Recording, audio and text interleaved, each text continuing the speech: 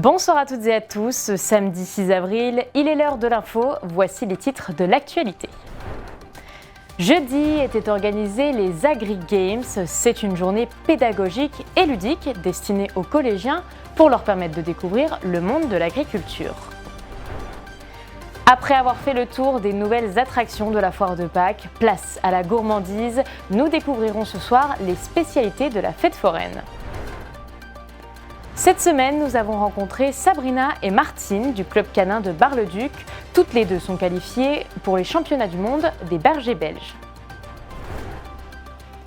Pour la deuxième année consécutive, l'équipe féminine de futsal du lycée Émile Zola de Bar-le-Duc s'est qualifiée pour participer au championnat de France de l'Union nationale du sport scolaire. Elles sont de retour et reviennent avec nous ce soir sur cette compétition.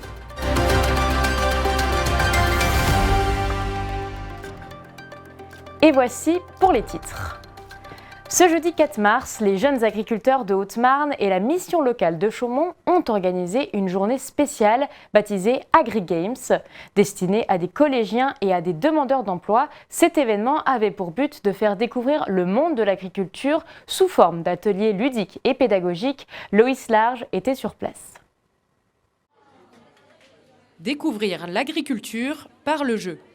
Au lycée agricole Edgar Pisani de Choigne, 90 élèves de 5e du collège de La Rochotte de Chaumont et du collège de Colombey les Deux Églises ont pu profiter de différents ateliers pédagogiques pour découvrir les métiers de l'agriculture et l'importance de ce secteur. Cette journée vient remplacer le traditionnel forum organisé les années précédentes. On a décidé de partir sur un format effectivement un peu plus ludique pour inclure vraiment les jeunes dans la participation au jeu, c'est-à-dire qui découvrent les métiers très concrètement en fait. Et du coup qu'ils puissent appréhender en fait toutes les filières du milieu agricole, parce que l'agriculture ne se résume pas que à l'agriculteur, ça se résume à plein d'autres métiers et aussi voilà, les filières, les métiers et vraiment qu'ils puissent prendre conscience en gros de l'importance des métiers de l'agriculture. Parmi les 5 stands proposés, on retrouvait notamment un quiz sur différentes thématiques liées à l'agriculture, des ateliers sollicitant les 5 sens ou encore des grands jeux de rôle par équipe comme Sauver Titan. Les jeunes ont 4 questions à répondre qui sont sur les causes, les conséquences, les solutions qu'ils peuvent apporter même de manière très imaginaire. Et dans les 2 premiers groupes, on a eu des surprises. Et la dernière partie, c'est de citer les métiers qui sont en lien avec les différents domaines. Il n'est pas forcément que centré sur le domaine de l'agriculture, c'est ce qui est intéressant.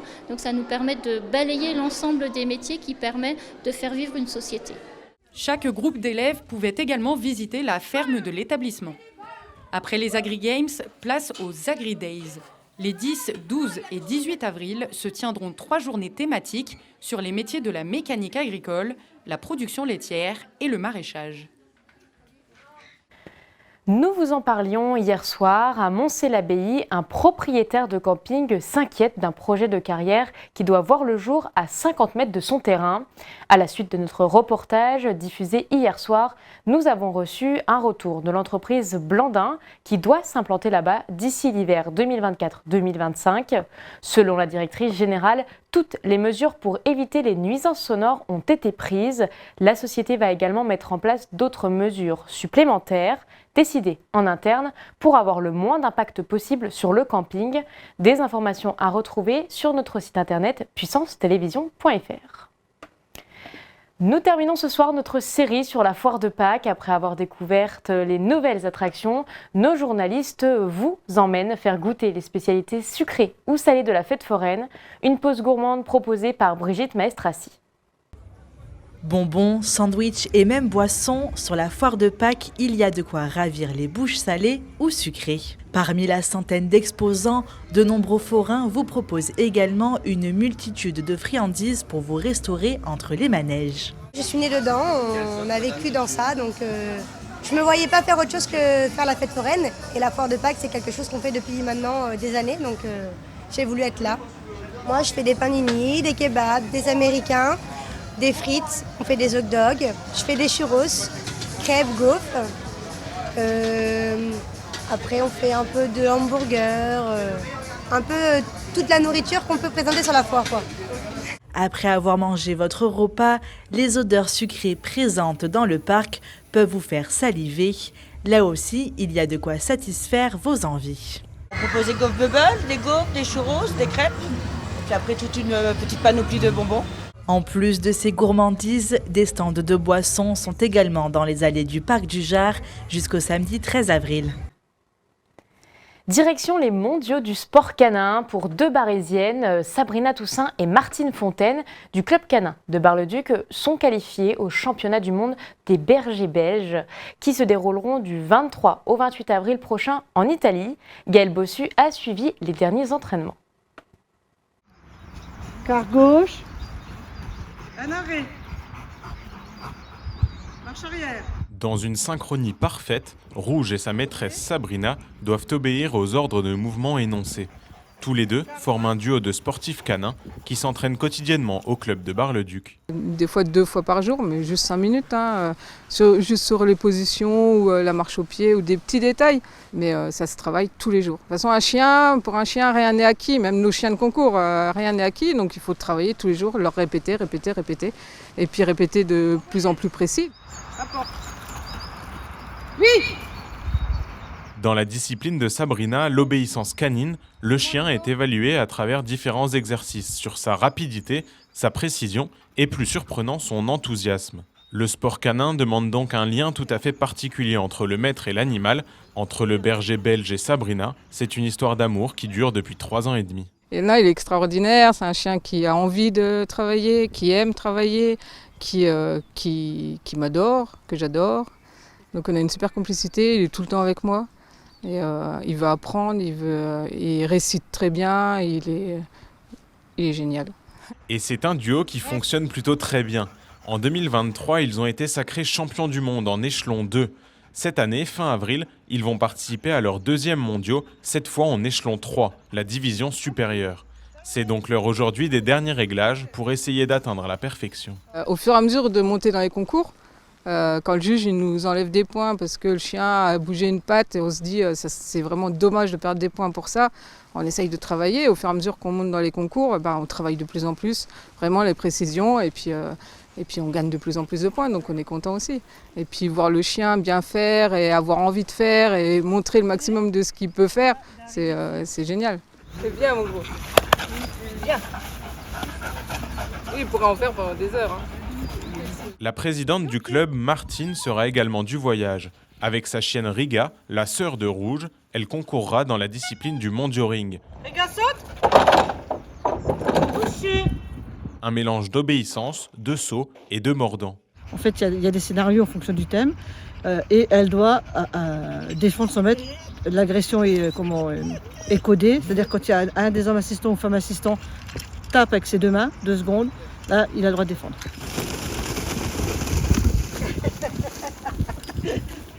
Malgré les grands gestes et les ordres, le sport canin reste un jeu, tant pour le maître que pour l'animal. Tous les chiens adorent jouer avec leur maître. Tous les chiens adorent que leur maître s'intéresse à eux d'une façon ou d'une autre. À la limite comme les humains, on aime bien qu'on... Donc à partir du moment où on joue avec eux, ils vont être demandeurs tout le temps de jouer. Alors, nous on tient essentiellement au sein du club, tous les sports canins c'est monté dans la gaieté et dans le jeu. Le chien il doit, même s'il y a des cris, même si c'est du cinéma en fait, et le chien il doit être content de faire. Les 2 femmes et leurs 2 animaux athlètes s'envoleront pour Vérone en Italie du 23 au 28 avril prochain pour tenter d'aller décrocher, qui sait, de nouvelles médailles. Du 2 au 4 avril dernier, l'équipe féminine de futsal du lycée Émile Zola de Bar-le-Duc a participé au championnat de France de l'Union nationale du sport scolaire. La dizaine de sportives barésiennes était donc à Paris pour cette compétition prestigieuse. Bonsoir Satine. Bonsoir. Bonsoir Chloé. Bonsoir. Alors ça y est, vous êtes de retour avec tout votre équipement. Alors première question, comment ça s'est passé ? Ça s'est très bien passé, je trouve que c'était une belle expérience pour nous. On l'a déjà vécu l'année dernière à Rodez. Et l'année dernière, on était sur le podium. Et cette année, non, mais bon, c'était quand même une belle expérience. On a eu un bon séjour. On a visité et puis c'était bien. C'était une belle expérience donc cette Une très belle expérience, elle est presque inoubliable comme celle de l'an passé. Et franchement, si c'était à refaire, je le referais. Alors on vous a suivi il y a quelques jours pour vos préparatifs, juste avant que vous partiez à Paris. Comment on se prépare à un tel championnat ? Beaucoup d'entraînement, beaucoup de stress aussi à gérer et que de la motivation sinon. Chloé? Oui, beaucoup de motivation.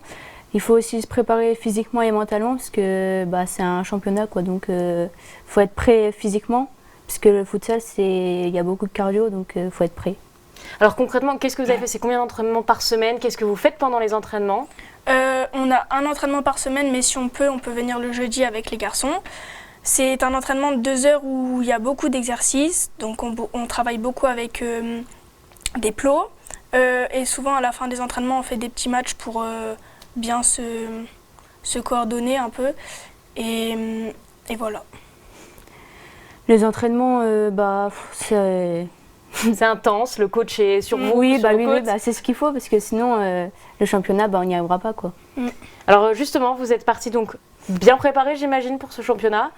En face, comment vous avez trouvé les adversaires? Il y avait des adversaires qui étaient vraiment très bonnes, ça je ne peux pas juger de leur niveau. Après il y a des adversaires par exemple qu'on a battus alors que l'année dernière elles étaient vice-championnes de France, là on les a battus 7-0. Et sinon en soi ça savait jouer, franchement. On a joué contre Créteil et Créteil ils nous ont battus justement à la demi-finale. On a perdu 1-0 alors qu'ils ont fait des autres matchs et ils ont battu les adversaires 11-0 ou 21-0. Donc en soi, on n'a pas de regret à avoir, puisqu'on n'a perdu qu'1-0. Donc les profs sont fiers de nous et c'est ce qu'il faut qu'on retienne. Ça a été, quelle a été votre force peut-être pour aller jusqu'à la demi-finale, qui est quand même une belle étape? Qu'est-ce qui a fait la différence selon vous, qui vous a permis de battre les autres équipes? Toujours rester soudés entre nous, c'est ce qu'il faut. La communication aussi sur le terrain, parce que des fois quand on est dans notre match, on n'a pas forcément trop l'habitude ou le réflexe de parler avec les autres filles sur le terrain. Mais il faut vraiment... la communication c'est important et puis rien lâcher, toujours garder notre mental dans le match. Il faut jouer en passe et pas seul parce qu'en salle la balle va très vite. Donc il faut beaucoup faire de passes et c'est comme ça qu'on y arrive. Et frapper de loin sinon. Alors justement, frapper de loin, vous êtes allé jusqu'à la demi-finale avec toutes ces étapes-là. Demi-finale, vous êtes incliné. Qu'est-ce qui, selon vous, a fait que vous avez perdu en demi-finale? La force de l'équipe en face? Un petit problème chez vous? Un petit problème chez nous parce que je me suis blessée le match juste avant la demi-finale. Donc il y avait 2 remplaçantes mais elles sont débutantes. Donc elles n'ont pas pu rentrer, le coach n'a pas voulu les faire rentrer. Et comme j'étais blessée, les filles, ils n'avaient pas de temps de repos. Donc ils ont joué 45 minutes consécutives. Donc je pense que c'est ça qui a fait que... La fatigue. La fatigue, tu confirmes? La fatigue, oui. Beaucoup de fatigue, beaucoup de courbatures aussi. Parce que les matchs qu'on avait fait la journée passée, on en avait fait 3. Il y avait des grands temps de repos, c'est ce qui nous a aussi fatigués. C'est-à-dire qu'on jouait par exemple, on a joué le premier match à 8h du matin et l'autre match était, je crois, qu'à 13h ou 14h. Donc en fait, j'ai envie de dire, ça tue un peu le repos d'avoir autant de repos comme ça. Parce que vous avez enchaîné les matchs, c'est ça, sur chaque journée? Oui. Vous en faisiez combien à peu près pour 2 ou 3. 2 ou 3 à chaque fois. Ok. Alors on se concentre un petit peu sur cette petite défaite finalement, mais c'était quand même une grande expérience, une chance pour vous d'aller au championnat. Comment on se sent? Est-ce qu'on est fier d'aller à un tel championnat? C'est quand même un championnat de France, il faut toujours être fier. C'est pas... tous les lycées n'ont pas forcément l'opportunité d'y aller. Et nous, ça fait 2 fois qu'on y va et je pense qu'il faut tout être fier. On en a besoin. On est fiers, oui, même si on n'est pas arrivé sur le podium, ça reste une belle expérience et puis c'est un championnat de France, quoi, donc faut pas regretter. Qu'est-ce que vous retenez? Peut-être une petite anecdote, un petit moment qui vous a marqué, peut-être? Qu'on ait battu Bordeaux 7-0. Mais sinon, je retiens tout parce que y a rien à oublier. C'était vraiment magique. Voilà. Moi, je retiens le titre du fair play parce que on a quand même eu un trophée du fair play. Toutes les équipes, elles ont voté pour nous et tout ça, donc c'est ce que je retiens du championnat de France. J'allais venir justement terminer là-dessus. Vous avez quand même eu un titre Oui. du fair play. Ça consiste en quoi finalement? C'est-à-dire que pendant les matchs, faut toujours être fair play avec l'autre équipe. Faut pas non plus se cracher dessus, s'insulter ou jouer vraiment que les coups jusqu'à se faire mal. Faut quand même être respectueuse envers nos adversaires. Et donc du coup oui, on a eu le premier titre du fair play parce qu'on est toujours resté fair play avec les autres équipes. C'est quelque chose que vous cultivez dans le club. Oui. Et génial, merci beaucoup d'avoir été avec nous. Merci les filles, à vous. Merci à vous. Et donc on vous poursuivra pour la suite, peut-être l'année prochaine. Peut-être. On verra. Merci bien. Merci. C'est la fin de votre journal. Merci de nous avoir suivis. Tout de suite, la météo sur Puissance Télévision. Bonne soirée à toutes et à tous.